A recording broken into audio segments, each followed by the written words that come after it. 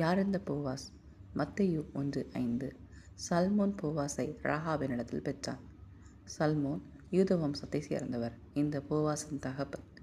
ராகாபோ ஒரு புறஜாதி ஸ்திரீ. இந்த போவாசின் தாயார். யோசுவா 6வது அதிகாரத்தில் இந்த ராகாபை குறித்து நாம் பார்க்க முடியும். இஸ்ரவேலர் எரிகோ கோட்டையை முற்படிக்க முற்படும்போது அவர்களுக்கு வேவு பார்ப்பதற்கு உதவிய ஒரு விலைமாது தான் இந்த ராகாப். இந்த ராகாப் பின்னாட்களில் இஸ்ரவேல் மக்கள் நடுவில் வாசம் பண்ண உரிமை பெற்று அங்கே குடும்பமாக வாழ்ந்து போவாஸ் என்கின்ற ஒரு குமாரனை பெறுகிறார். இந்த போவாஸ் கனம் பொருந்தின ஒரு வாழ்க்கையை இந்த இஸ்ரவேல் மக்களின் நடுவில் வாழ்ந்து வருகிறார்.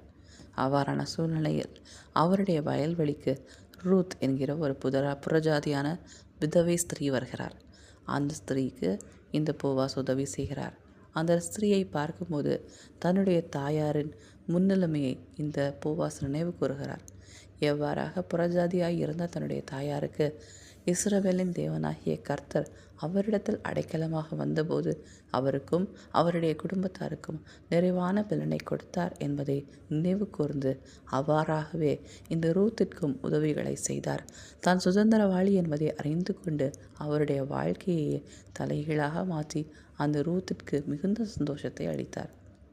இன்று நாமும் நம்முடைய முன்னிலைமை நினைத்து பார்ப்பதற்கு கடமைப்பட்டவர்களாக இருக்கிறோம்.